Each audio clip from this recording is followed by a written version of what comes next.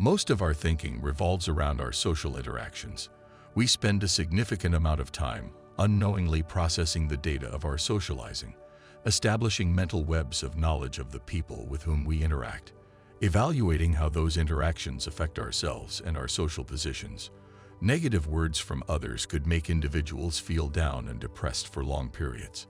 Words have a way of conveying profound sentiments and intentions that the speaker may have about us, and we spend a great deal of time decoding these words to reveal those motives. The brain is always attempting to determine where we stand in other people's lives.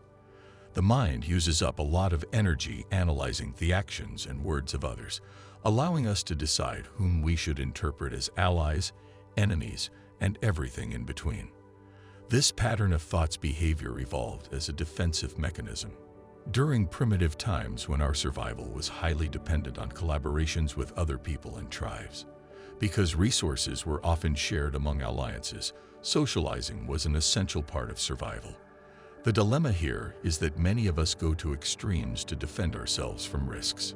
Being in a constant state of analyzation and worry will typically put us in fight or flight mode, taxing our body's energy reserves and nervous system, leaving us more anxious, nervous, and eventually heated out. Negativity may be conveyed at you in the form of a verbal attack, rudeness, or simply the detachment of attention to elicit a negative reaction from you. Perhaps the best way to think about social interaction is as an energy exchange. Every moment you socialize with someone, you are transferring energy. The result will be either a positive, negative, or neutral state. Interacting with some people will increase your energy, whereas socializing with others will decrease your energy and make you feel depleted. Why does this happen? When different chemicals are mixed, they produce different responses. When cola and water are mixed, there is no discernible reaction. However, when cola and Mentos candy are mixed, the response is destructive. Your body emits its distinct frequency of energy, which is constantly expressed. When interacting with others, we might become extremely conscious of our energetic frequency because it serves as a reference point for ourselves. When people interact, their energies interact and react to one another, similar to playing two musical notes at the same time, which would result in either a rhythmic pairing or a conflict of dissonance. Human energies, like musical notes, will cohere with certain energies while clashing with others. If our energies vibrate at a similar or on the same scale as another, they harmonize and are felt strongly by both groups as they form a synergistic bond. This is the sensation you get after a great encounter with someone who you believe shares the same frequency as you. You can feel your energies interacting with one another and giving you positive energy. You should not take any bad social interaction personally. Many people have reported experiencing unmanageable emotions and feeling anxious in social situations during their seed retention streaks. Circumstances that were not previously hectic become more difficult to deal with while retaining. Others' behavior that did not previously irritate us can become very off-putting suddenly. We also might experience anger issues at times. Now that you've stopped the massive drain on your energy reserves caused by seed loss, your brain has a lot more energy to work with, and so many areas of the brain may become overactive. Anecdotal reports of long-term retention suggest that an increase in testosterone may also contribute to increased aggressiveness. We will take some time to adjust to our new situation and deal with the excess energy. On a physical level, those practicing retention would benefit from working their bodies to exhaustion every day. You should put the body to a great deal of physical activity, as well as mental activity, so that by the end of the day you have a strong desire to rest. It would be highly beneficial to remember these things when dealing with all of those physiological changes during retention.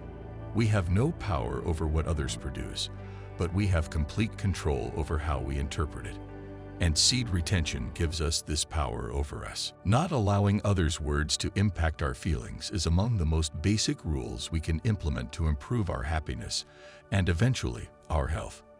According to Marcus Aurelius, if you are distressed by something external, the pain is caused by your prediction of it, which you have the authority to remove at any time.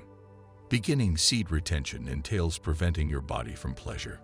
This pleasure is similar to any other drug because it creates substantial quantities of dopamine to be released into the system, resulting in short-term relief and numbness from stress. You've grown accustomed to receiving immediate gratification. This is possibly why people quit more often when they are stressed or lonely. It can, like a drug, eliminate the sting of life. People get addicted to feeling good, and abandoning this privilege can be much more difficult than anticipated. There would be an adjustment period where you will grow accustomed to being unhappy. This is when many people's relapses begin. For those who are determined to quit, this will simply be a trial of their willpower. We get to choose whether we are offended by the actions of others. As Epic Theater put it, it is your viewpoint that these things are insulting, not who reviles or strikes you. It is an ability that can be learned to just not permit other people's words to have an emotional effect on us. It is a basic principle of Stoic philosophy that will assist you in dealing with people and life in general, especially during your retention journey. You may have learned as a child on the playground, sticks and stones may break my bones, but names will never break my heart. In today's world, these techniques are more frequently used because an outright attack would draw unwanted attention to the attacker, while a passive attack allows for plausible deniability. Many people will automatically respond to an insult with offense and emotions of personal attack, perhaps even feelings of worthlessness and inadequacy as a human being. The most effective way to deal with such a strike is to not take it personally. It's only an insult since you interpreted it as such. You might have perceived the words however you wanted, but you chose to interpret them in a highly personal way, maybe even linking many of your perceived shortcomings to your companion's negative words. You can modify how you interpret an insult, and the results will significantly improve your mental health. And maintaining a seed retention streak will help you in creating a self-image that you love, and that is just not formed by others' opinions about you. It is possible to lack an opinion on something and still not be bothered in our soul. Things do not possess the natural ability to form our evaluations. Numerous people on this planet are unaffected by the words of others and believe that they are nothing but wind whispers. Because they don't drain themselves of energy, and seed retention gives them a clear vision, and they realize that people live in completely different realities than they do, and their point of view has no direct effect on their own. Know that you and your fellow man do not share the same brain or the same universe. Simply put, you're enjoying two very different versions of the same match, or viewing the same movie but from the perspective of a different character. In later film sequels, we sometimes are shown the villain's point of view and realize they weren't so terrible after all. Everything is about point of view. Even the way we interpret colors varies from person to person.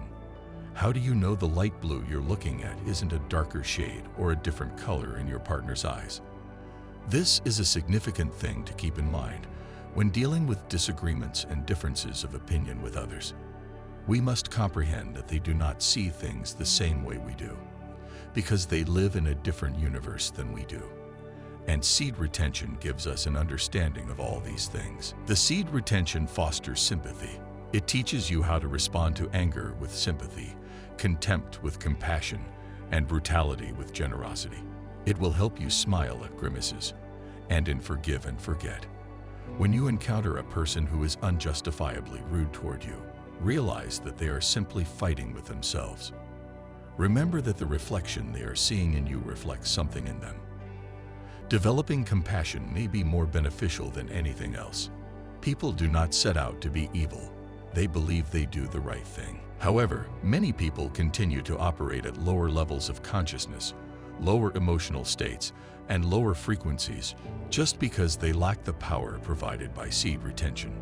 Be grateful for your elevation to be able to see this because of seed retention, and don't let them drag you to their level of thought. Instead, cultivate compassion. And with that said, thank you for watching. Don't forget to show some love. By the way, click the subscribe button and then hit like.